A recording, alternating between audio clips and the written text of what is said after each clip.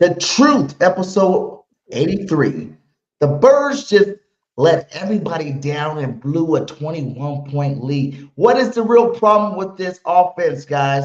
We're going to talk about that, plus the Bears preview. But first, we're going to start out with Devin Caney and hear what she had to say about this Eagles offense. So I think I haven't held back when it comes. I don't think anyone has when it comes to the play calling for the majority of the season, in that it's a bit vanilla, but it's also kind of on trend with what we've seen and what we've been talking about with this Eagles offense for the last 4 years. This isn't anything new in terms of the overall conversation that we're having. So I think at a certain point it stops becoming about the offensive coordinator and starts becoming, maybe it's the identity of this offense. And I know that they turn the ball over uncharacteristically on Sunday, but for the most part, while people, complain that it's vanilla and it's conservative, they succeed at not turning the ball over. That being said, I think all of us would like to see a bit more aggression. I mean, when that game started and the Eagles went up 21-0 fairly quickly, I expected that from the get-go. I feel like I was the only one, at least at our station, who was predicting the Eagles could win by a pretty wide margin on Sunday. So I was staying on the sideline feeling pretty good about myself for a while. And then, it went 3 and out. I think they had one first down in the last several drives to end the half. They had 17 seconds left, didn't go for even a field goal at that point. And then we know what happened thereafter. So, it's a head scratcher. And I think the most frustrating and confusing part to me, and I think a lot of fans, is I don't know the solution. We hear a lot of it's execution. It's not play calling, it's execution. And 14 penalties, that'll do that to you. But we're going into week 13. So how's execution still the main issue? What's going on, everybody, man? And welcome to the very, very, very, very first episode of The Truth, where not all Eagle fans agree on everything. And this is definitely the spot where this shit about to go down.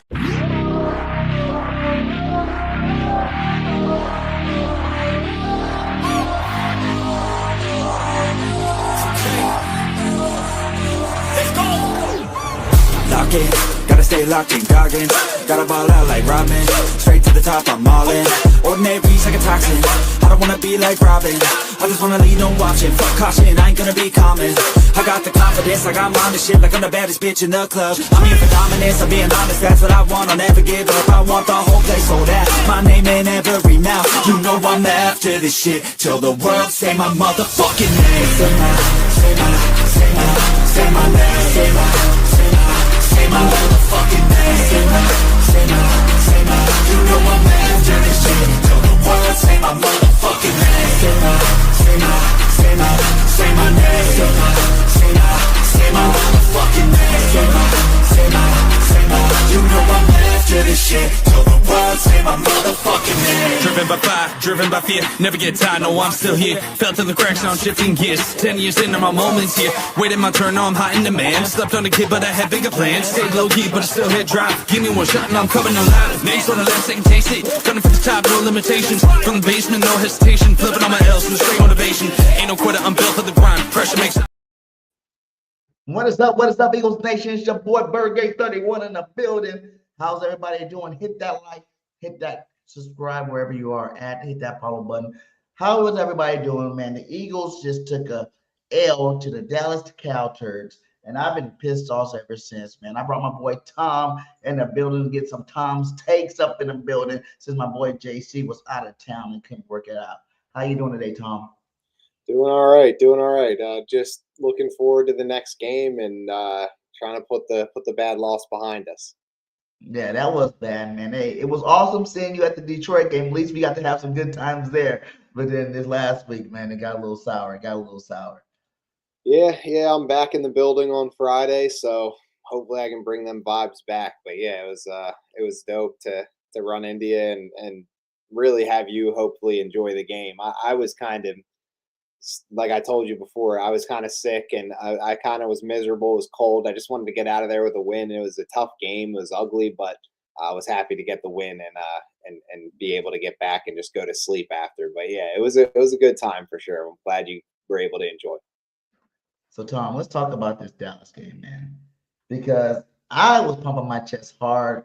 I don't know if you see my little first quarter little rant that kind of got like 20,000 views. Everybody had to repost and tell me about when I was all excited the Eagles was up 21-0. But how do you feel about this game, and what do you think was the biggest issues, man? Well, this game specifically, I definitely would have to put the issues in self-inflicted. I mean, it's the beating a dead horse at this point. You heard every player say it's self-inflicted wounds. Season high 14 penalties. You come out, you start really hot, and you get the ball in the end zone, and then you shoot yourself in the foot on far too many drives.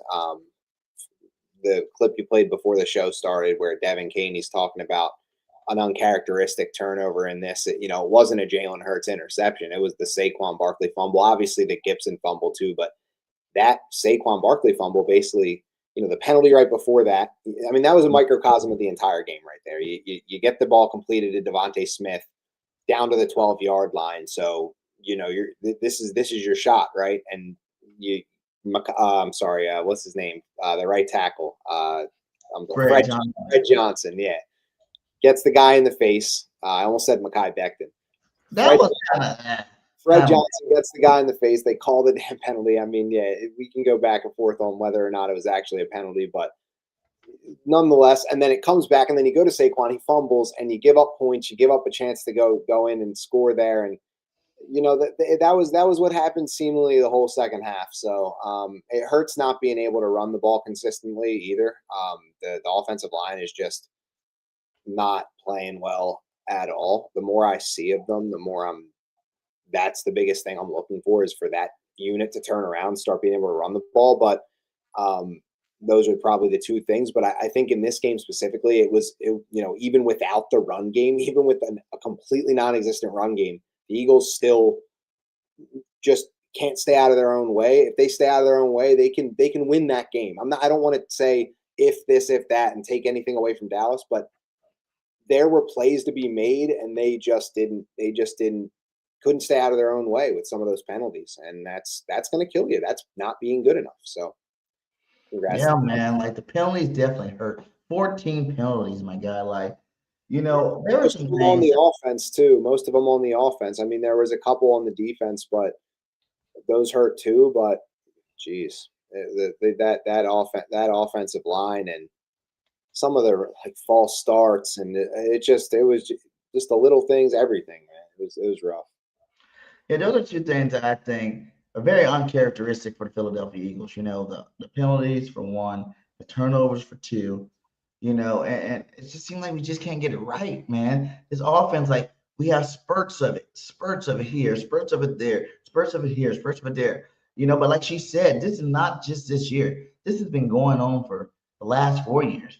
You know what I'm saying? Like, yeah, no, that's true too. Like, it's just how we play. Like, I mean, everyone's said the same kind of stuff over the last couple of years, like she said, and you can't really fault. It's an internal conflict. I've talked about this on Twitter a lot this year. It's an internal conflict after a win to be like, man, did they look bad, or did they just do what they had to do to win, and they can win that way? I think there's something very glaring this year that's killing us and holding this team back, and is really going to be the downfall of the team if they can't get it right, is executing the run. Just hat on a hat blocking and just being better in the run game. And that's, that's the biggest drop off to me from last season.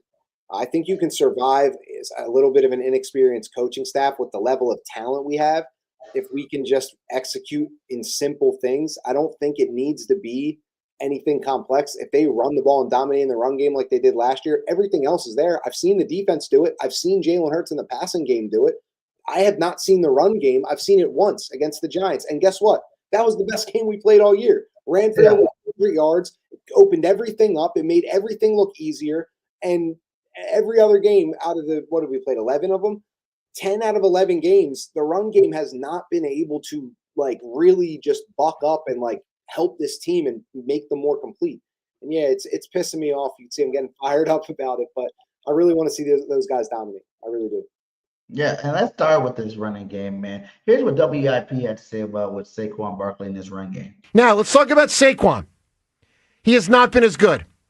A lot of people say, well, it's just the O-line. I don't say it's just the O-line. I feel very confident the 482 touches, as it was supposed to do, has made him a lesser player. They rode him to the Super Bowl. He was the main dude last year.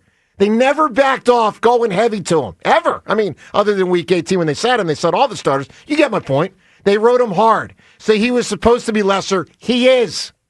Now, one thing you wonder, and Jason Irvine alluded to this the other day on TV, has complacency set in with a player like Saquon or others? And he specifically said Saquon. I don't know. I know this. Cole Hamels after 08, not even close to as good in 09. Not even close. Cole Hamels in 08, awesome. Cole Hamels in the 08 playoffs, superlative. Cole Hamels in the 09 regular season, average. He was average. And by the way, he wasn't old. He was just average. He was 24 or something, 25. So sometimes complacency sets in. I mean, come on, guys. Didn't you think in 2018 the Eagles didn't look as hungry? I didn't think they looked as hungry. Now, with all that said, they're 8-3, so don't misconstrue. I recognize that reality, and they could still win the Super Bowl. But if we're breaking down the offense, which, by the way, in a word, stinks, I am not going to put it more on the coaches than the players. Yeah. How do you feel about that? I think first of all, it's funny. I saw that clip because I turned on post game right after the game and wanted to see what the guys were saying. And I saw Jason Avant say that. I think a lot of these analysts talk really emotionally after games, kind of like the players do. I probably do too. If you get a mic in front of me, I definitely do. so yeah, you need some distance from it. But I think Saquon, the problem with Saquon is that it's like there was like the guy said, as he was supposed to drop off, he will drop off. And I don't know if it's necessarily his body or complacency. I just think naturally you're not going to run for 2,000 or even 1,800 yards the next year. Like it just sounds ridiculous. Like, you know, he's going to be good, but he's not even DeAndre Swift, Miles Sanders level. And I'm not saying that that's all on him either. Like there's too big of a drop off for it to all be on just Saquon. I think the problem right now with Saquon is that he's trying to create angles and make a big play, and he needs to accept that like the O-line isn't good enough right now for that, and he needs to just like take the 3-4 yards on first down that's there and be happy with it. And yeah, it's going to be tough grinder games where you're not going to be hitting home runs. We don't need home runs right now. We just need 10 yards at a time, and that will open up the offense to have some sort of consistent run game because eventually he'll hit an 8. He'll hit a 9. He wants to hit a 60 every single time. So he's taking the risk like, okay, I could get 4 here if I cut this up, but I'm going to go around or I'm going to dance or try to make a move. Yeah, I'll risk a -1 or a 1-yard gain. But if I make the guy miss, then I could go for 60. It's like you can't have that mindset. That risk isn't worth it. We need that 3, 4, 5 yards right now more than ever. So he has to be okay with that. And that's why Tank Bigsby's having more success. Because there's no autonomy, there's no checks. It's Tank Bigsby. He's not Saquon, so he doesn't feel like a superhero back there. He takes the ball and he goes straight. And if he gets slammed at 3-4 yards, he's falling forward for 5-6. And it's like that's what we need, like that guy that's just going to take the run lanes that are there. And that's why he like gives you a breath of fresh air running back because he runs like he wants that. He wants a job. He wants more carries. Saquon's running like a superstar. Like he wants to hit every big play. So I think that's part of it, but I also do think the O-line's been getting whiffed all year. I mean, it has been brutal. I looked at some cut-ups somebody made on Twitter earlier, and Jordan Mailata looks atrocious at times. And that's like you could say, oh, Landon's hurt, Cam's hurt, but Jordan Mailata has no excuse. This guy is just getting whipped right now. And that whole line from center over to the left doesn't work. And then Lane's out. And then Steen was a replacement for Becton, who was a really strong run blocker. So your whole line essentially got so much more weak. And this is the worst run game that we've seen with Nick Sirianni and Jalen Hurts as the head coach quarterback. Like this era, we made star out of Miles Sanders. Like I said, DeAndre Swift gave him his best year. Saquon amplified it, at least be on the level of one of the lower level backs that we had. We're not even on that level right now with this run game, and it is killing this team. It is killing this team. This team does not have a chance if they can't get the run game to be at least adequate. Yeah, that's facts, man. And we look at this, this is one of the runs they showed. I remember they cut up a couple of, plays. It's just one of the plays where he bounces it out. When you see I feel like last year Saquon would have cut it up right there and took it to the house. This is set up. This is blocked well enough for him to take it to the distance. You know what I'm saying? Like, I can't see because of the little clock thing there, but I'm pretty sure taking the distance or at least get to the. It's at least getting to where I see. I think that's Mailata getting beat. It looks like, right? Like that's the one. The only guy. It looks like he's almost getting held on the right side there. Like if you see to Saquon's right, yeah, he looks like if anything he would be the one because it's a screenshot, so I don't really know the way he was moving. But if he shot into there, but you at least get right up in there where like AJ is. If you get tripped up, you at least still get 6, 7, 8 yards on this carry. But instead he goes around and he like goes out of bounds and terrible. Just missed it. And he showed a couple more. See, this is my thing with Saquon right now. I feel like you said, like, I wish I would have got the freaking, I don't know if you heard the self-joiner take on it. You know what I'm saying? Like how it's like, some of these guys, they feel like, what I'm saying, after the Super Bowl, they kind of get like, like they feel like they're there already. And I feel like every single time, especially now, you look at the yards Saquon had for the season. You look at his yards per carry. Everybody's keep talking about Tank Disby does this, Tank Disby does that. And yes, the defense probably isn't expecting Tank to do anything big. And Tank does go in there and make nice runs. But neither one of them are getting the ball enough. Okay? We're talking about the whole second half. We didn't see Saquon run. Saquon's been sliding all over the place. Every single game, it seems like there's a play where, he's slipping and falling when you should be upright, running people over. You're missing holes because I feel like like you said, he wants to take it the distance every single time he gets the ball to try to make up for some of the yards he's had because he don't want to get put into the Madden curse. He don't want to get put into the whole freaking, 2,000-yard curse. So he's thinking, man, I'm running out of games to make that not a reality for me. And at the end of the day, it's the reality because you're overcompensating, you're overplanning, you're trying too hard. You are Saquon Barkley. Chill out, get the ball and do what you do. Like you said, north and south. You don't get yards east and west. You get yards north and south. And Saquon need to focus on just hitting the hole. You know what I'm saying? It's not 100% on him. I do feel like this coaching scheme, the offensive coordinator scheme, we're definitely gonna get into that. It's part of it too.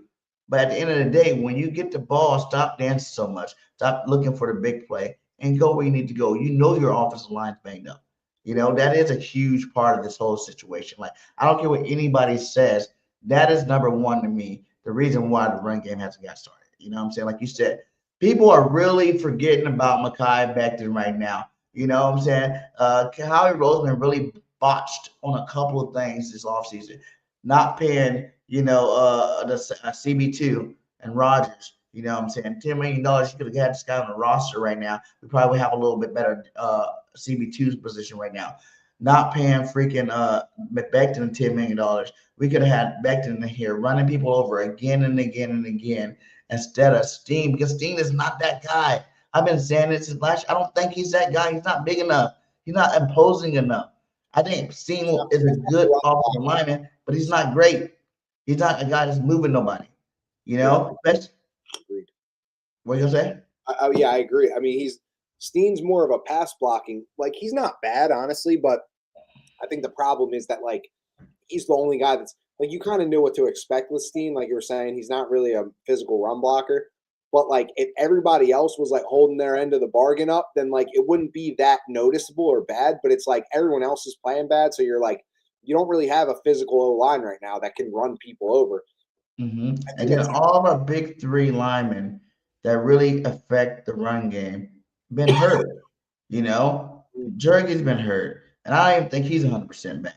Landon's been hurt. I don't think he's 100% back. Landon was getting worked this last game.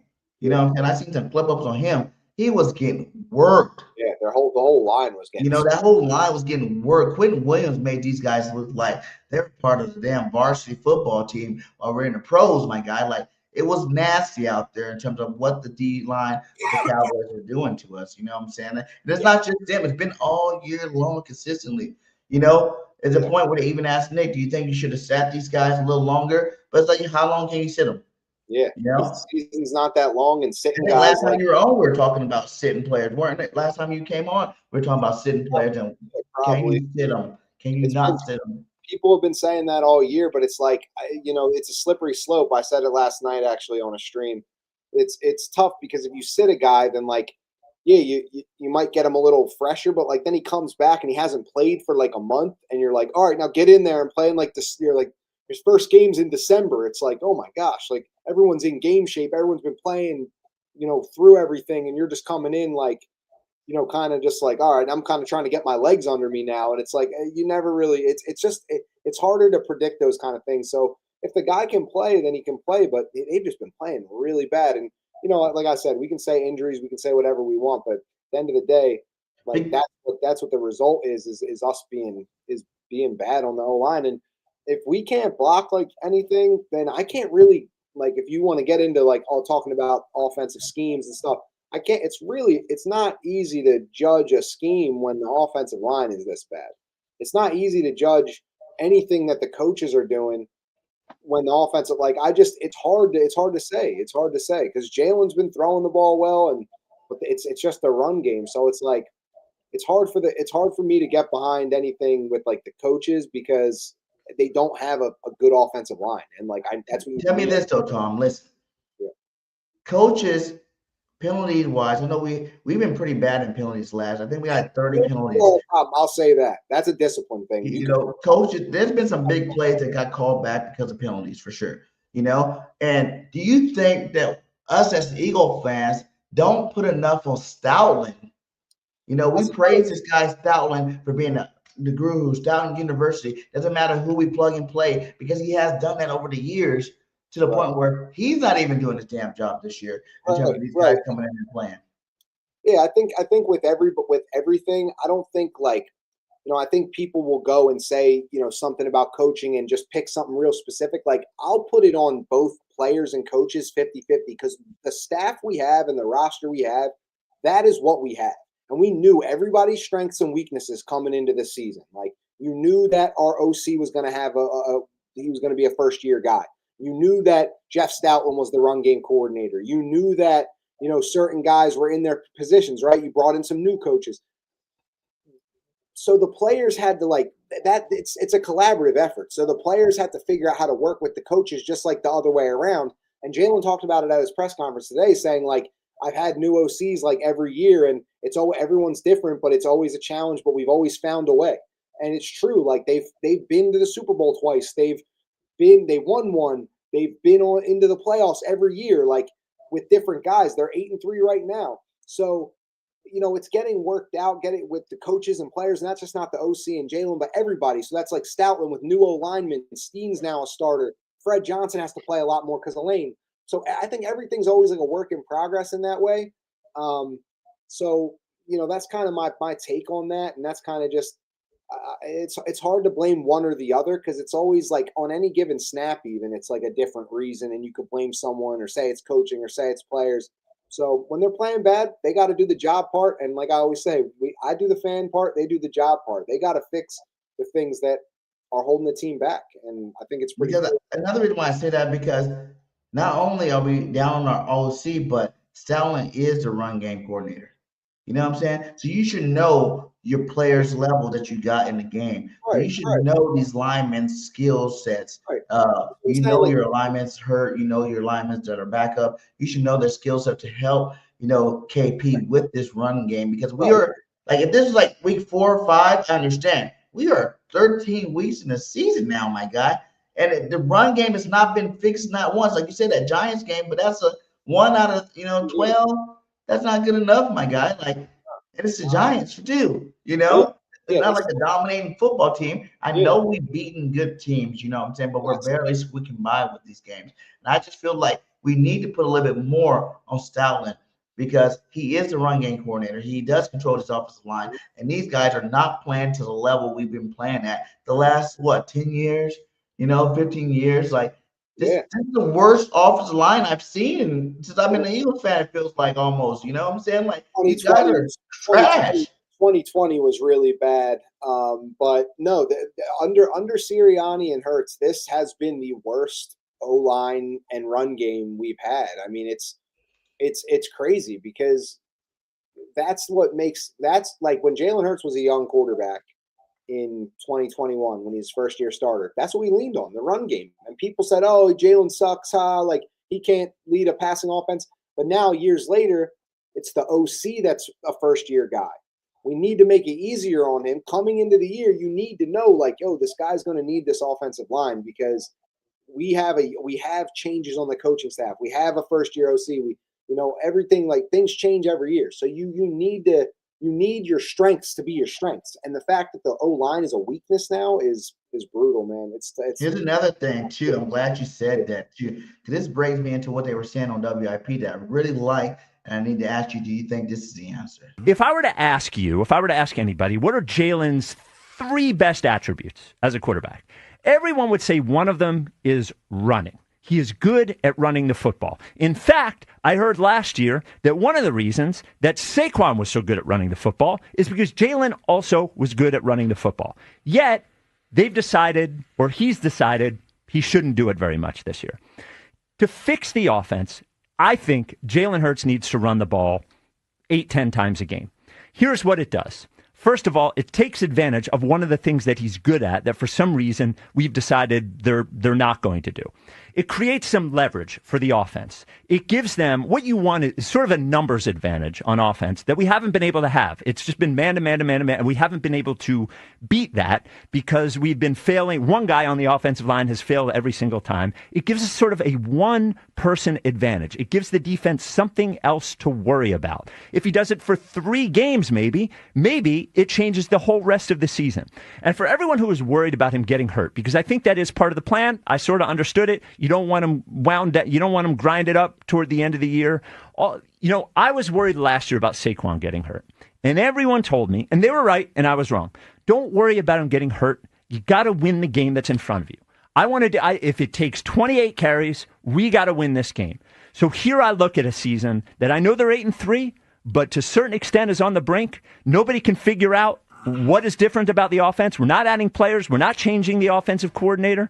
We're not changing skill sets. Let's use one of the things that we are good at, and that is the quarterback running the ball. And again, if you're worried about him getting hurt, I want to get to the point in the season where it actually matters, that we're saving him for, And I think they need to do something drastic, and I think Jalen running the football is that thing. This is the lowest season Jalen running the ball out of all the seasons we've been playing football with us. You know what I'm saying? His passing numbers look a little bit better. You know what I'm saying? Like his passing touchdowns just went up. His, rushing yards is definitely down. His freaking rushing touchdowns are definitely down. Do you think that is another big key? Because even Saquon, we think about what you said earlier, from Miles Sanders to freaking Swift to Saquon's first year. All those guys, Jalen's ran the football a lot more, which was pulling linebackers away, helping the offensive line. You heard Lane Johnson even talk about it helps him. It helps the offensive line block because they have to worry about Jalen Hurts. Do you think this year, now that we're not using, Jalen Hurts in the run game as much, that's another reason why this offensive run game is not being utilized to the fullest? Well, yeah, I think that people still respect him when he's back there, even if he hasn't been doing it this year. They know what he's capable of, and they know his body will work. But again, this is one of those internal conflict things. With what Spike's saying is, you just heard me rant about the run game for the last 15, 20 minutes, maybe longer. I've been talking about it forever. But even now, it creates another one of those internal conflicts where I'm like, okay, yeah, he makes some points of saying maybe that could unlock the run game, the thing I'm most fervent about getting corrected, right? But at the same time, we are winning. And if Spike's saying his other point is that he wants to get to the point in the season, aka the playoffs, in which we are saving Jalen for, then they need to do something drastic now. But why? They're 8-3, they're in good control, and they've been able to win the way he's played. So, okay, it might be a little ugly, but wouldn't you rather have a healthy Jalen Hurts going into the playoffs, than risk doing it now, even if it's a little uglier and doesn't really work? So it's like, it's an internal conflict. It's like, yeah, I'd rather just win how we're winning, keep him healthy, and then in the playoffs, that's when you need that advantage. And that's what I've been saying as well, is that mobile quarterbacks in the playoffs are a huge advantage. You've seen Sam Darnold and Jared Goff in the playoffs last year, they didn't get it done. They were under siege, turning the ball over, getting sacked. Having that mobile quarterback in the playoffs is such a big advantage. So if we can get Jalen Hurts to play all these games, we're going to need all 17. We might need all 16, 17 games from him, which he's gotten hurt the last 2 times we went to the Super Bowl. He got hurt at the end of the year. We're going to need all these games because we want good seeding. And then in the playoffs, we'll be thanking that he's there and ready to go and get him into the playoffs with some legs. But to that point too, we went to 2 Super Bowls with him running the football. Yeah, and getting in. You know what I'm saying? Like, it wasn't so nasty. Yeah, he might have took a game or 2 here off because he did get hurt running the football. But you think about Jalen Hurts' injuries. The injuries, like what? Last time, not the year before last, I think it was against the Chicago Bears, who we playing this Black Friday. But that was off of a pass play. A couple of his injuries came from passing. It wasn't. I don't even really recall a running play where Jalen was running the ball. Besides, I think that time last year against Washington when he got against Louisville, that would be one of them. But that's the only one. He got hit really hard in the Denver game this year, and people said he got concussed, but he played the rest of the game. Either way, though, I'll say this: like running the ball, like Jalen Hurts running the ball more is fine, but like I'm always on the side of being more comfortable with how he runs the ball when he chooses when to run the ball. Couple QB draws aren't bad. They've done that a couple times this season. But if he rolls out, I am fine with him taking off because he can see everything developing. But when it's just a designed QB run, that means he's going to take a hit usually at the end of that. And that can get risky. So, maybe a couple design runs here and there. But if he wants to run, that'd be great. And you know what? I'd like him to look to run a little bit more when he's passing. Like, I'd like him to drop back and just look to run and escape more because I feel like he's been good throwing the ball and everything. But, like, on some of these bigger downs, like that 3rd and 2, I wanted him to just, like, be like, nah, I ain't throwing this. I'm taking off and getting this 2 yards, moving the sticks, like those kind of moments where you're leaving it up to the hands of, like, okay, is someone going to get open? Is the line going to hold up? I want him to take that into his hands a little more and run the ball on those kind of plays. I just feel like in that 3rd and 2 for sure, we shouldn't even been freaking passing the ball, man. I feel like all the push-tush noise is affecting the play calling because I don't give a damn how the league feels about the push-tush. That is a play that we were always 2 yards out, we're getting a first down, regardless whether we have to run it twice or not. We're always getting the first down. I feel like this year, especially after the beginning of the season, we kind of used it a little bit. Then everybody started talking about it again. And then all of a sudden, when they were getting offsides a couple of times, and like the last 3 weeks, we like kind of like abandoned. Yeah, we got the touchdown off. But we got stopped. I think the Lions stopped us on it a couple times, which was crazy. But yeah, I don't know, man. It just hasn't been the same looking year, and I don't know. I think that's okay, but there are some things that you're worried that if this team doesn't have this in the playoffs, then maybe they can't win. And the run game using Jalen as a runner, all that stuff, all those different weapons we have. I guess we got to see if they're just saving it for the playoffs, but got to get. We've all been beating the drum, about. This new OC. I don't know your aspect on it. Do you think we need a new OC? Do you think that they're not going to make it? They're not going to make a change right now. I mean, if the season doesn't end the way we want it to end, they probably will go and do the same thing that they did last year when they won the Super Bowl and go get a guy with more experience, a guy that can kind of come in and be somewhat of like a head coach of your offense kind of guy, rather than an assistant level guy, an entry level guy, really with 1 year of experience or no years coming in. But I think the reason that they hired Kevin Patullo was because they had a shortened offseason, just like they did at the end of 2022. There wasn't a pool of talent. There wasn't time to go look for someone. They needed to make a move, and so they hired this guy and they started their offseason program a month later, whatever it was. Or right then and there, because you're going right into free agency in March, and you make that hire in mid-February, end of February, basically. So you kind of knew what you were getting going into this. Like, you knew that you were going to have probably a pretty low-level OC this year, a guy that didn't have experience, and all you did was hire from within because you wanted a guy with some familiarity and continuity. So knowing that, like, I don't necessarily think that they have to keep him right now. They're not going to make a change right now. It just doesn't. I don't think that, like, I think that being 8-3, being able to win all this, you don't need to make a change. Like, it's not going to help anything. You just need to keep running. You're running. It is what it is. This is what they installed all offseason, right? They're not going to change the offense in the middle of the season. It's just not possible. So they keep the guy in there, and in the offseason, though, you could absolutely see, wow, there's a lot more candidates out there. Mike McDaniel got fired from Miami, right? You're gonna want to get your hands on him, right? So, like, you're gonna do things like that, and if it's an every other year thing for Sirianni and this crew, like, okay, they got to hire a new OC, but then he's gonna go be a head coach, and then they got to hire from within, and then they got to figure out if they can win with that. But if they can't, then, like, I guess that's just what it is, because Sirianni doesn't really call the plays. He's always going to get his. He's not good at it for sure. This coming to the Eagles to be an offensive coordinator might as well just be like a free pass to getting a head coaching job. Because if you have experience and your name's out there as a head coach, like a Mike McDaniel, a Kellen Moore, you're getting a head coaching job right away because you have all these weapons. They're going to be good. They're good with, like, this is like their worst year we've seen, and they're still good. So it's like, this is the most attractive destination for a coach that wants an assistant that wants to become a head coach. So we'll see what happens in the offseason. But right now, you're not going to make a change. It's just not. It doesn't make sense. You're still in the season. You got to just focus and see what you can do. Because to that point, in terms of keeping someone that's maybe internal, Ruben Frank had a guy that I thought maybe wanted to get your opinion about, maybe let him be promoted from within. I mean, the defense has gotten better every week, but you're not going to win a Super Bowl with this kind of offense. You're just not. So, yeah, I'm all for changing play callers. I would not have Nick do it. He's not very good at it. We saw that in 21 before he turned things over to Shane Steichen, who was great at it. Unfortunately, he's not available. Parks Frazier is a guy I would have do it right now. He's done it before with the Colts. He's called plays.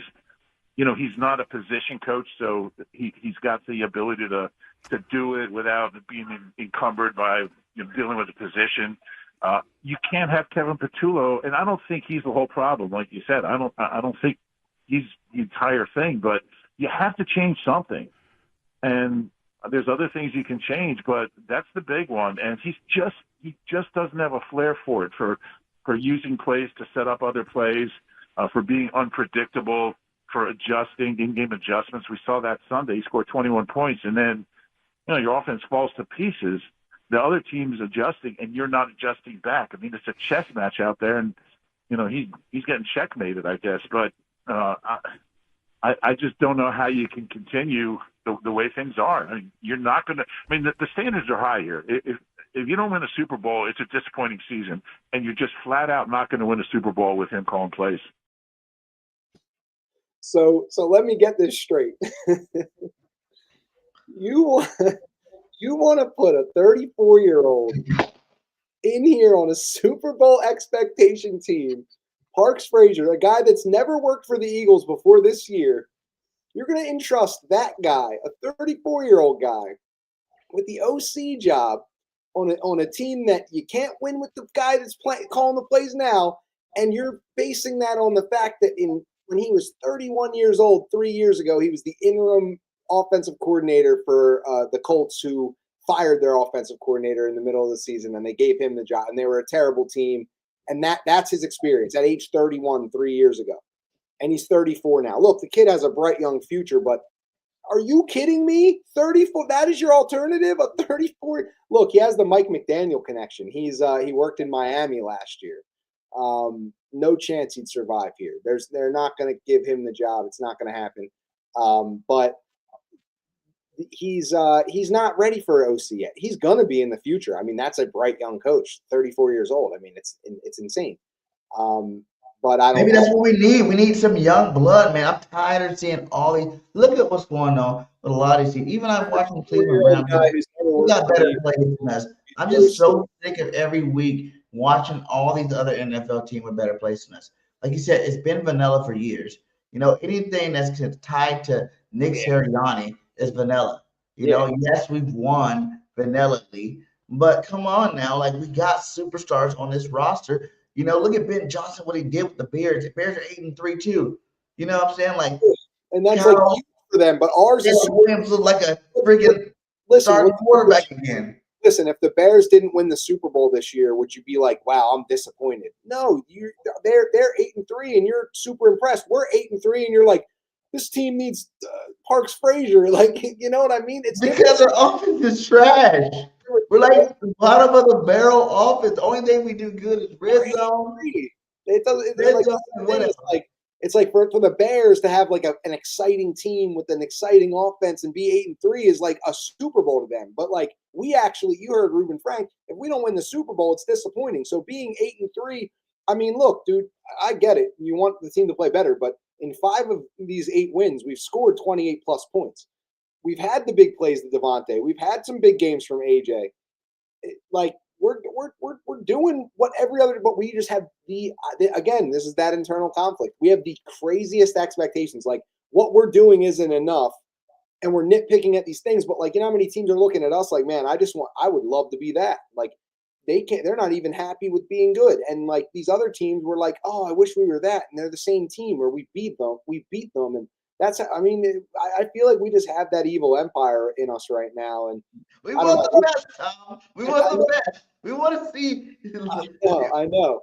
We want to see like the first quarter throughout the whole game, and I do feel like this though. This is one thing I will say because this is something that's been going on for years in the Nick Sirianni era. When we go up big early, we take the foot off the gas and they come back. I know it's NFL teams, anything will happen, but it seems to me every time we're up big early, like there was one year we're up big early, we're just blowing teams out. What was it? The Super Bowl year, I think it was. 2022, and we just used to be kept rolling. Backups were playing. You know what I'm saying? We kept getting backups in the game. Run the ball though, like that's the thing. We could run the ball, and what we would do is we'd get a lead, and then we would run the ball and take the air out of the game. And just keep tacking points on. All right, we get a field goal. Okay, they'd answer with a field goal. Okay, we'd get a touchdown. And it's like we're taking time off the clock, and then you're giving them another possession to think about. And it just eventually breaks a team, and we would win. And maybe they'd come back and cut it to like a touchdown, but that's how we win. Now we get the lead, and we're almost better from behind because we can't run the ball anyway. So it's like we beat the Rams coming from behind, but when we were up on the Bucks, we were up on the Broncos. We were up on the Cowboys, and we almost got come back on by the Bucks. We did get come back on by the Broncos, and we got come back on by the Cowboys. Like we gave up those comebacks, and it's like if you can just run the ball and take time off the clock, it makes things way easier. Now I do want to go back to what you were saying though about taking your foot off the gas. And Devin Caney actually in her initial thing that you played, the first clip, she was like, saying like, we just want to see him be more aggressive. And I think that's a really easy, like safe, comfortable thing for people to say is when a team blows a lead or they don't score after scoring a lot, that they're like, they stop being aggressive. But like, you can look at this game against the Cowboys and go through every play and every drive. And I don't think there was a point where I was like, man, they're just like settling and not being aggressive. They had made a bunch of big plays and got called back on penalties for them. So that just proves like they literally ran plays that were working, getting goals and getting them called back. So I don't think there was a lack of aggression. I just think they got in their own way a little too many times. And then they're on a couple of those third down. First of all, they can't run the ball. So it's putting us behind the sticks. We had to completely abandon the thing altogether. The run game was out. So we're throwing, and on a couple of those third downs, our offensive line just got beat, and Jalen took sacks or had to throw it away. And you're getting into too many 3rd and 7, 3rd and 8, and it's like you're not running the ball. So I don't think it's a lack of aggression. I don't think that they were able to like continue to move the ball because they can't run, and eventually that makes you too predictable. Cowboys start teeing off. They start beating us in the pass rush, and you're just giving the ball back. So, but in terms of aggression, that doesn't necessarily have to be passing, right? It doesn't necessarily have to be passing in terms of aggression. We're talking about even running the ball aggressively. Like we literally didn't run Saquon. It wasn't working. I mean, they just had to give up on it because it was so ineffective. There's no giving up on a run game, though. No, that was their choice. That was their a bad decision no matter what.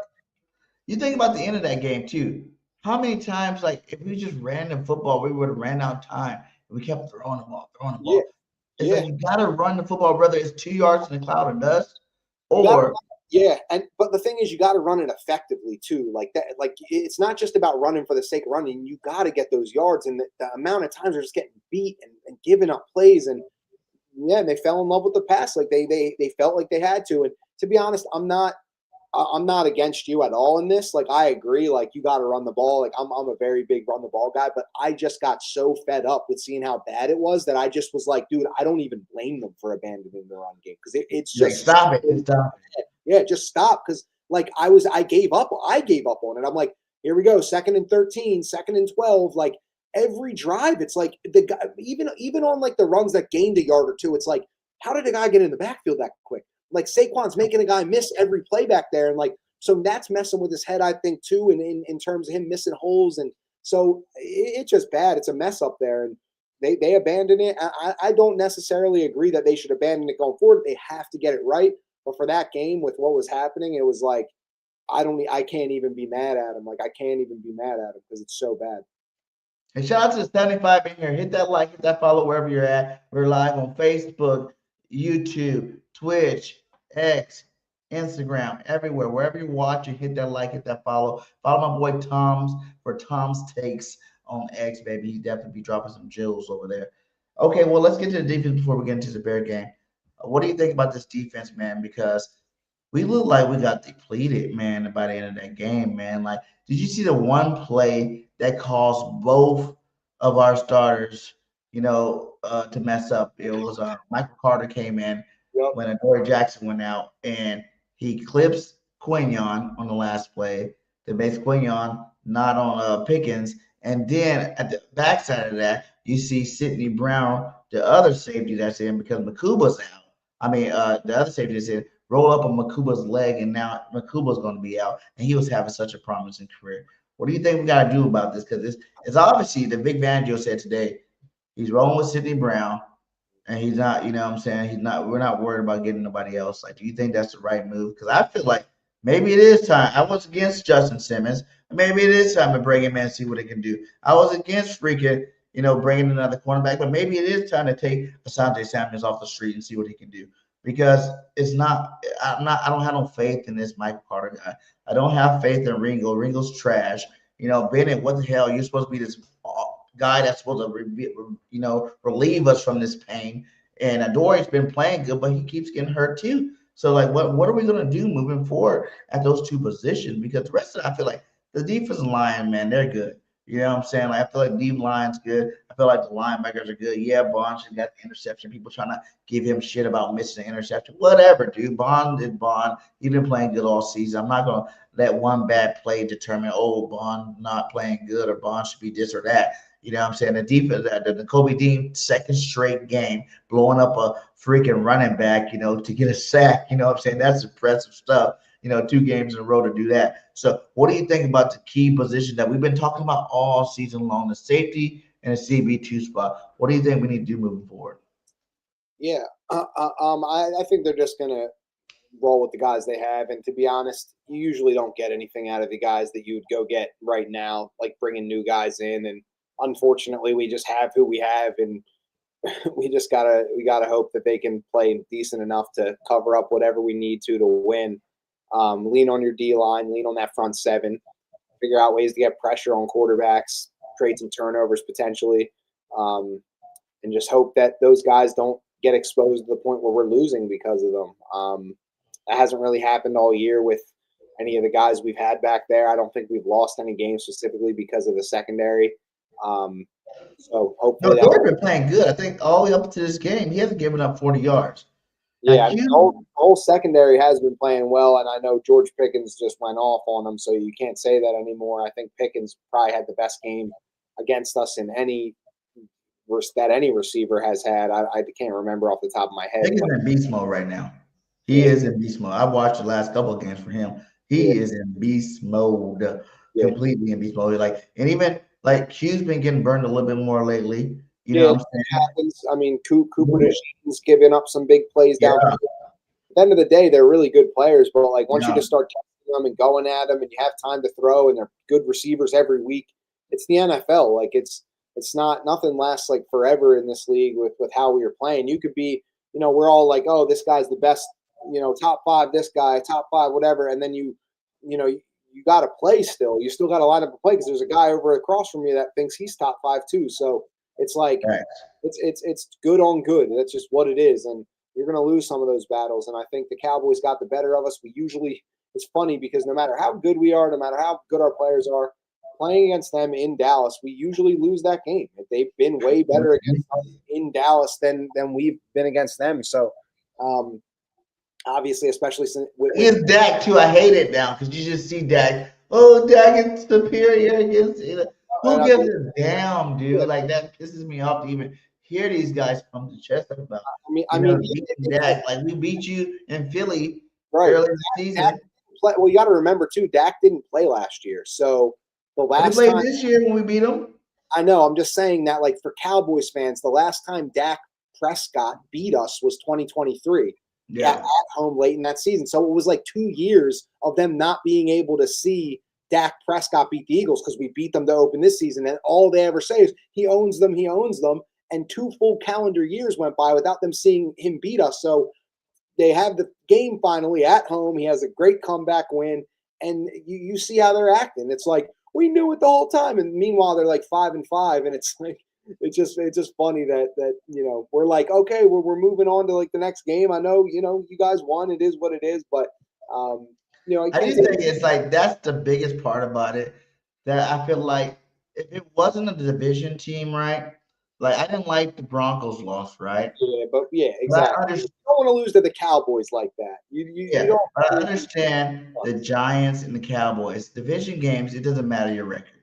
You know what I'm saying? Like you can be the best team, lose to the worst team in the division. That's just division games in general. So it doesn't sting as much. It stings as much because we hate the Cowboys. And it stings definitely right after the game for the first 48 hours. It stings a lot because you got to hear all the Cowboy fans go pump their chests up. You know what I'm saying? But in reality is like we still beat some of the best teams in football right now. We're still at 8-3. The sky's not falling. These guys are pumping their chests up, and they can be done this Thursday when they lose. Right, exactly. Like they're in must wins. They have the Kansas City Chiefs coming up who are desperate, and then they have the Detroit Lions on the road the following week. So they're in must win games like that. They can enjoy it now, but it's what comes up must go down, and what comes down must go up. So they're on their little upswing right now, but I think they're a little too far behind. Could be something to build on.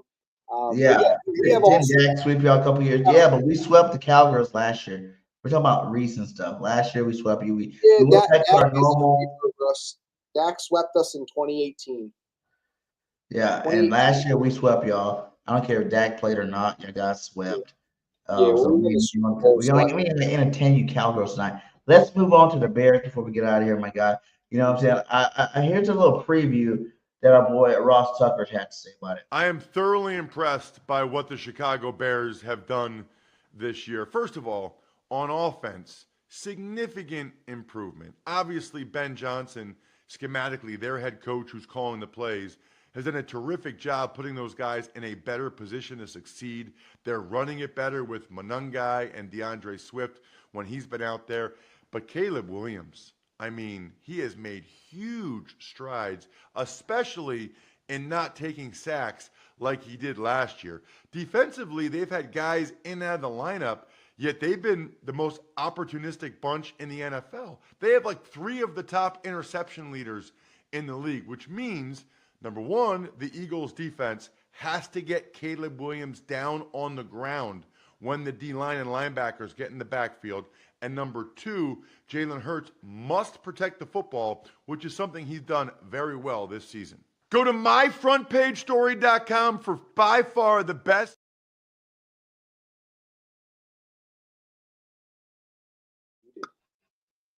I think we were muted. I said we got some Eagles coming back to Philly. I think it was. We got Swift coming back, Edwards coming back. They said there was someone else coming back too. C.J. Gardner-Johnson. C.J. Gardner-Johnson. Oh, why can't we get away from this guy? C.J. is coming back to Philly too, man. Like, what do you think? What is your first take? And like, what do you think how this game's going to go down. Like we said, they're on the uprising too. They're having the best year with Ben Johnson. Shout out to Ben Johnson, man. How you take the Lions offense and now you're with the Bears and now you're having better records. Don't they have a better record than the Lions this year? Yeah, and have a better record than your former team with less talent. Because I'm not saying that the Bears are trash. I'm saying they're definitely not as high powered as the Lions are. You know what I'm saying? And that's what I'm saying about a freaking offensive coordinator that knows what the hell they're doing, scheming people open, man. If everybody hated Caleb, I'm a USC fan, so I love Caleb Williams no matter what. You know what I'm saying? And this year, he's showing that he is an NFL quarterback. Last year didn't look so well. You know, I had to hear a lot of people talk about him, but this year he's looking great out there. What do you think we need to do, man? Yeah, I think it. You know, first of all, Ben Johnson's done a great job there. He's obviously an offensive-minded guy. He gets a couple talented players in there and knows what to do with them. I think they had Matt Eberflus as their head coach before. I mean, just a couple weeks ago, Dallas fans didn't even want him as the D coordinator, and now all of a sudden, I guess he's better. But he got a couple players. Nonetheless, as a head coach, it's not a good thing, especially for a young quarterback. So Ben Johnson has definitely breathed a breath of fresh air in him. But let's not sleep on the players too that they have. And Zacchaeus is over there too, right? I think so, but they have DJ Moore and Rome Odunze, so that's two good wide receivers. And then their offensive line, they added 3 new players to that offensive line in free agency and trade. They added Joe Tooney from the Chiefs. They traded for him, and then they added in free agency. They actually added the best center in the available. He was from Atlanta, Drew Dahlman. And then I believe they picked up another guy in free agency as well that was like a guard. They drafted a tackle, I think, last year. So they way improved their offensive line in this offseason. And I thought the Bears had a chance to be one of those sleeper teams this year because of that, not because of anything else. I've always liked the quarterback. Thought he was naturally talented. He can run. He can throw. Always thought he was a good player. I think he got a lot of hate for his personality and some.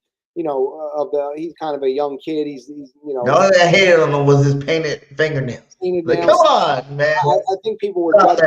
Yeah, I think people were judging off that a little too much and not as pure talent. So I've always thought that. So as much as I say yes, Ben Johnson, it's a perfect marriage. It's an offensive head coach, and then you drafted Colston Loveland, who's been having a great year. And in a lot of the highlights they showed there, again, I mean, maybe I'm not being fair, but it's sometimes it's good on good. You see Colston Loveland get one-on-one and run a slant. You're not going to double a rookie tight end. You're going to line them up and you're probably going to put someone on them. So it's is that Ben Johnson or is that Colston Loveland just being better than the guy in front of him? So I'm not doubting Ben Johnson overall has been a great coach for them and perfect fit for a young offense like that. But I do want to shout out to the improvement on the offensive line, the fact that they have weapons that can win one-on-ones and make the scheme look better because they're favorable. They're getting favorable matchups and doing something with them. Being able to commit to the run and run it better because of that improved offensive line with the little duo of Swift and Monangai. They've added a lot of these pieces that they didn't really have, and they tied it all together with a coach that makes it work. And that's really what it is. So shout out to all of them, man. They're playing really well, and you can't deny that. Yeah, man. Do you think that's another thing I heard someone say about the Eagles too? We play down to our talent. Because you see, when we play these dominating teams, we look a little bit better. Right. But when we play these teams we're supposed to go out there and destroy, those are the games that we look suspect. Do you think? Yeah, I think it's a week-to-week league, and it's tough every week. And I think if you watch a lot of games, you'd probably think that about a lot of teams. I'm not a high roller or anything, but I bet on some games here and there just for fun, small amounts just to make them watch. And you're sweating every parlay. You think it's so easy that 6 games. I got to pick the winners of 6 games. Sure. And every game comes down to the last, the fourth quarter. You're watching Red Zone and they have the witching hour is what Scott Hansen calls it, where losses become wins and wins become losses. And you really go in and you're nah, these games are kind of all decided. And then at the end, there's 4 games that are ending in nail biters. So I just think the NFL is like that. And it's just a competitive league and it's crazy week to week. So if it was easy to decide who was going to win based on the level of talent or anything like that, then we wouldn't even watch it, and it wouldn't be hard to bet on at all. But that's part of betting on. There'd be a lot of rich people out there, Yeah, or a lot of broke people for share parlays. Yeah, which means when everybody's rich, nobody's rich. So like it has to be unpredictable to exist, and that's really what the NFL is. So sometimes we step up, we play great. I think it's more telling about the Eagles that they step up and play great against great opponents in big high stakes matchups, and I think they're going to lose games at times anyway. And if it's because they kind of shot themselves in the foot one too many times, like the Dallas game or the Broncos game, or they just came out flat like against the Giants, then I don't know. Maybe that's sometimes, that's sometimes how you got to lose. But when the stakes are high, this team has delivered time and time again. So we'll see. So what do you think is, and I know you said about the offensive line, do you think that is the biggest challenge, the offensive line versus defensive line? That's the biggest matchup for this game coming up? Black Friday. Yeah, like you short heard. week too, guys. That's another thing too. We got all these injuries. Look at these injuries. Because I pulled that up. Hold on. Yeah. Let's look at that injury report here. Where is it at? Injury report here. So we got Xavier Gibson, which I don't care. You should have never took that punt out. Brandon Graham groin. Lane Johnson foot. Makuba ankle not playing. Devontae Smith shoulder chest. Didn't even know he got hurt in the game. Saquon. Dory Jackson, game day concussion protocol value, full practice. That is tiny text. Jeez. Well, full practice. That is tiny text.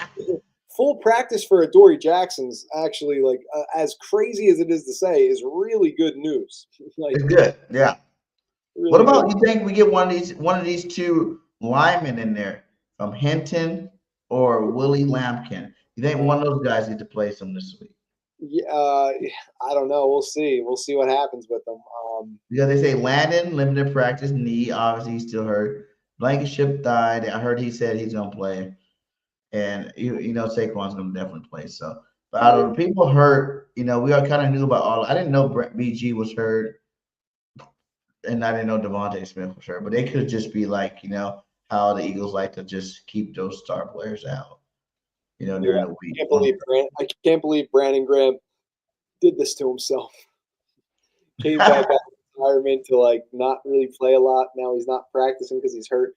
Hopefully he gets healthy. Hopefully he can come back and be a little smart plug. But yeah, no, I mean the offensive line looks dinged up. Landon Dickerson obviously has this injury that's been lingering all year, and I don't know if it's going to get better. Honestly, I think he's just going to need a full off season. So it's like he might as well play. We'll see. We'll see what happens with that, but. I think that as crazy as it sounds, the Adoree Jackson thing and the fact that he practiced in full is pretty good sign. Which 4 weeks ago you'd be like, "What? Adoree Jackson being a full participant is a good thing," and it's like, yeah, it actually is. It actually is, man. He's been playing some football, man. Yeah, the Cowgirls got him pretty well there, but he's been playing some good football. 2 games out of what? 12, I can deal with that. 2 games. I think looking ahead too, I mean, we're not players, we're fans, so we can do that. I think beyond the Bears game, I think this is the lighter part of your schedule. There's still a couple tough games. I think going to LA is going to be tough just because of the travel, and they're a decent team. They're a good team. And then going over to Buffalo obviously is going to be Buffalo, yeah. But you have games where, I mean, I don't want to undermine any team in the NFL, and like you said, we played down to competition and lost to worse teams this year. But you do have what you should have in front of you is a couple games that are teams that aren't really playing for much. Teams that, they're going to try, they're going to come out and play, but you're playing for a lot more and you're better than them for that reason. And you have Washington twice, you have the Raiders. So these are games that you got to take advantage of and use them as like a get right game where it's like, okay, this team ain't really playing for much. We got to be able to, dominate at the point of attack and things like that. So, yeah, I think you're going to learn a lot about this team over the next 2 weeks against the Bears and Chargers. How they play in these 2 games is going to tell me what to expect the rest of the year. I'm going to the Chargers game, so you better not lose, goddammit. You better not lose. I feel a lot of money to go to LA. I do not want to go down there with the Stars and Rose. You're going to that game? Lost, my guy. So you said you're going to that game? Yeah. It's my girl's birthday, Miss Birthday. It's her birthday. We're gonna be going down there for her birthday. She's never been to California, so Nice. I'm from Cali. We can go down there, check the game out. Go see the kids and have a little fun down in LA while we're down there. But those are the two games. I try to go 2 games a year at least. And last year was a 1 home game, and then the New Orleans game. This year, with the home game was the Detroit game, and the away game was the LA game. Yeah, I'm going as well. Hell yeah, Tom, baby, that's what I'm talking about. We Yeah, get in together, my guy. I got some friends in LA. I used to live in LA for like 5 years after college. I'm from LA. Like, I'm born and raised. I'm a Cali boy. Oh, shit. I've been in the South the last couple of years, but I am a Cali to the heart. I'm from LA. I was born and raised in LA, and then I moved from the Central Coast. You know what I'm saying? I went to Santa Barbara City College. Nice. And the college, and I'm from the whole. I'm a Cali boy at heart, baby. Awesome, dude. Yeah, like a lot of friends, a lot of family down there for sure. That's dope. Oh yeah, that's dope. That's perfect. So, let's get some hot takes, some score predictions, and let's get ready to get out of here. Because before we do that, what was your record prediction before the season started? I was heavy on the 13-4. Just sounded good to me. That's what I was at. I said with a harder schedule, I thought the Eagles would be 13-4. But with a harder schedule, it could be 12-5. Now we haven't lost to the harder teams, but 12-5 wouldn't be bad with this schedule. Just the way it's set up too. No back-to-back home games, a billion tough games. We've just been, kind of getting through it. So yeah, I don't think 12-5 is a bad thing, and that was a popular pick too. Do you think we get the number 1 seed though? Still, do you think this team is still good enough to get the number 1 seed, or do you think it doesn't matter if we get the number 1 seed? I think they're good enough to get the number 1 seed. I also think the Rams are really good too. So I think obviously that's the easiest thing to say. But like I said, man, I mean, it really does come down to these next 2 weeks, because I don't think you can afford to look. We got to win them, obviously.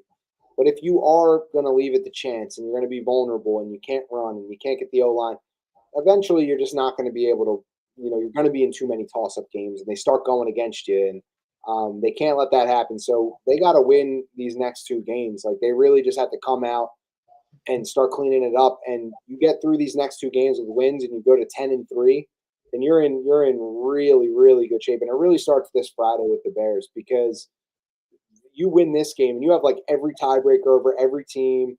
You're in firm position. You still got to win a few more games. Right now, we're still in first, right? No, we're in second right now. The Rams are 9-2. We're 8-3. So the Rams play the Seahawks on the road. So that's going to be a win for us either way. Because the Rams might run away and get this 1 seed. If we're the 2 seed, you think about it, just like last year.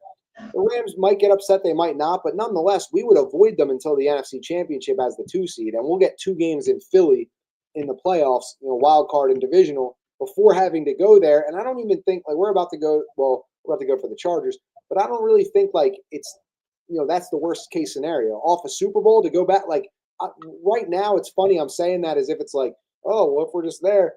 If we really ended up there in the NFC Championship this year, that's a valiant type season like that, because everything looks like crap right now. If we end up 1 game from the Super Bowl and go into that game, I'm like, yo, anything can happen. You know what I mean? So that's got to be. We beat the Rams 3 times in a row. I'm not really worried about them.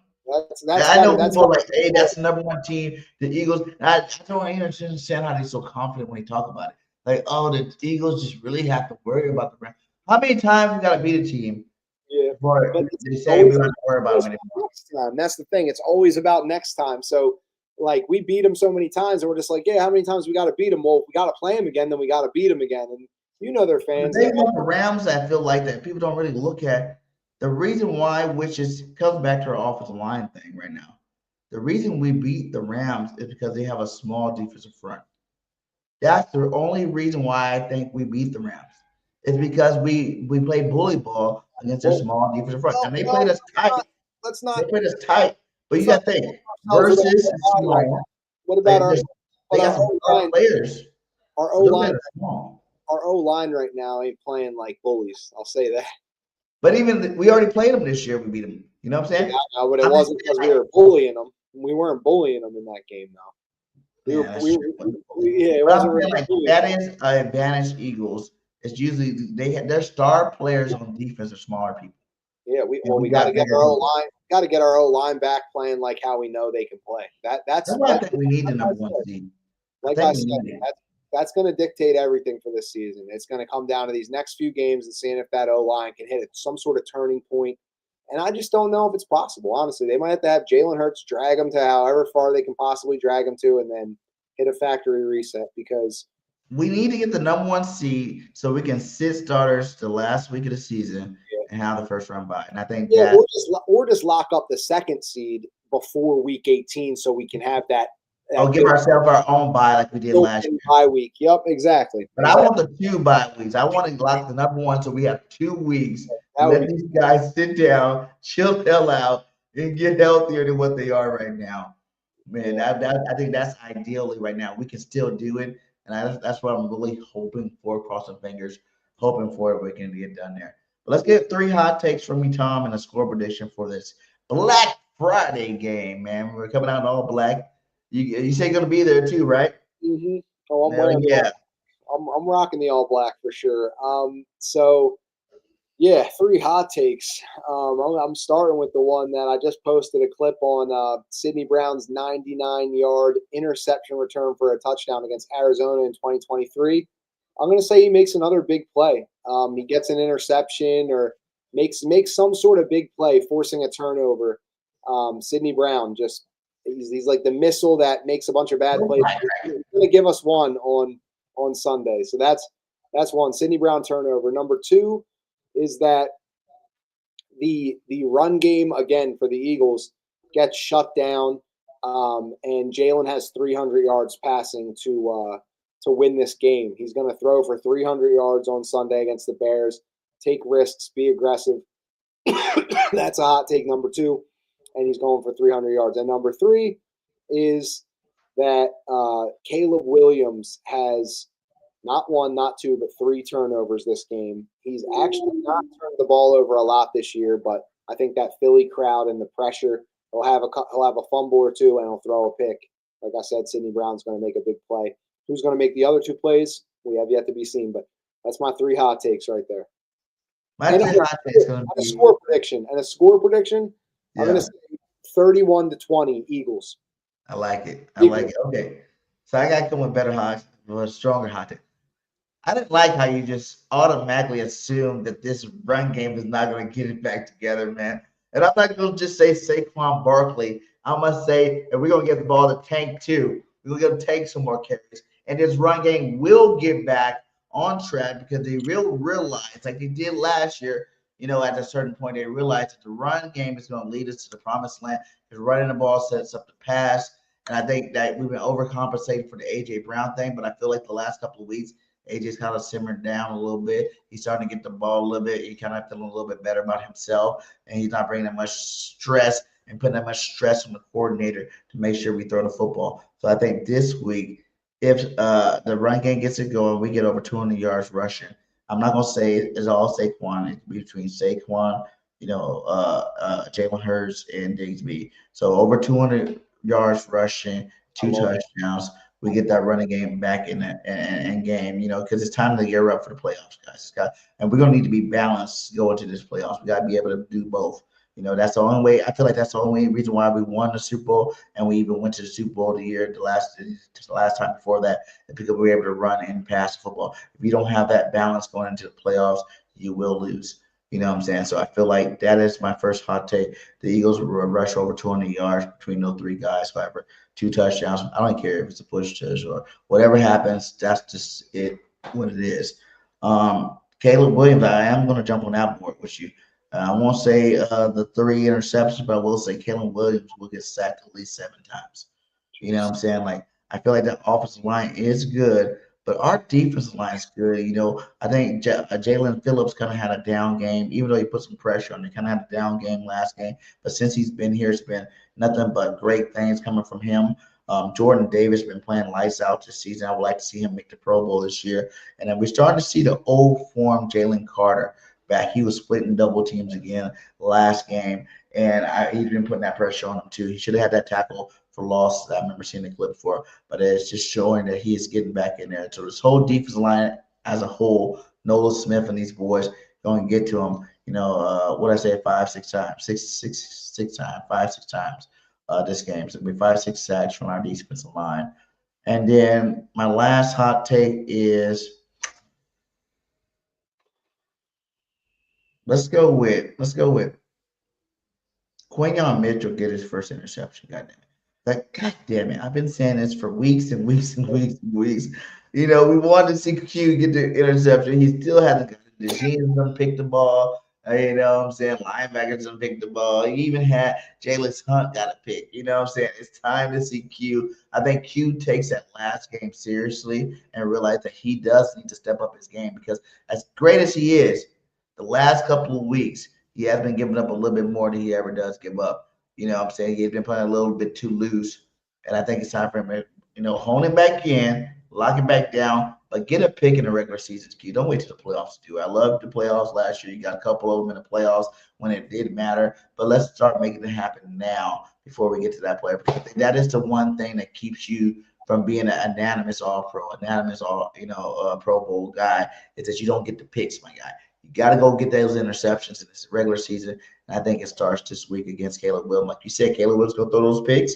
Well, Q's getting one of those picks, baby. That's going to be my third hot take. And then the score prediction, let's go 31-21 Birds. You know what I'm saying? Like, it's going to be a good game. The Eagles score. Defense give up some yards here and there. You know what I'm saying? Because that is a good offense. Like, Ben Johnson got those guys humming on all cylinders. Like you said, they have a great offensive line. But it'd be the Eagles win. You know what I'm saying? We're back at home where we need to be, and it's hard for us to lose. You know what I'm saying? Plus, we're all black, baby. We're all black, baby. They come out games with the all black on. So we're going to come out games and we're going to light some fools up, and it's going to be awesome, man. But, yeah, man, hey, thank you for subbing us. Everybody, go. We got 100 in here. Make sure all 100 of you guys go to X, go follow my boy Tom, and all the other social media platforms, Instagram, TikTok, all those platforms, go sub up, my guy. He filled in great today for our boy JC Sports Talk. Salute to JC in his vacation. Hope he's having fun. And check us out. Like I said, every Tuesday night, 8 p.m., we are here with the truth. And we definitely seen that I've been throwing out a lot more content out there. So make sure you subscribe to Bird Game 31 on all platforms. You just type in Bird Game 31 wherever you're at. You see me pop up, man. Hey, any last words from you, Tom, before we get out of here? Man, I'll tell you what. This team's taken years off my life, but I'm there. I did love that tweet you said. Seriously, check out your boys. This season's been rough, man. It's been exhausting already, but I'll be there Friday, and I'll be right. I'll appreciate that. I'll be right there, man. I'll be right there cheering the team on like I always do. So we'll see. We are the fans, baby. We are the pulse of the Eagles. Let's stop letting the media get us all spun up. You know what I'm saying? The media be getting us all spun up. And I get a little crazy too. Y'all see me. I go crazy when the Eagles lose, man. Like, it's like, you can ask her, like, my whole Sunday was horrible after that game. You know what I'm saying? I couldn't get the funk off. I was mad. I didn't want to do nothing. I was sitting there just thinking about all the messed up plays and the messed up coaching decisions. But I do think, like we said, we got 6 games left starting this week, 1 game at a time. Let's go execute. Let's go take these fools out. Let's go ahead and reclaim that number 1 spot before we go to the playoffs. I do believe the Eagles need to get this number 1 spot. Yeah, I think that would be the most beneficial thing for this team, considering the health issues that we have on this roster.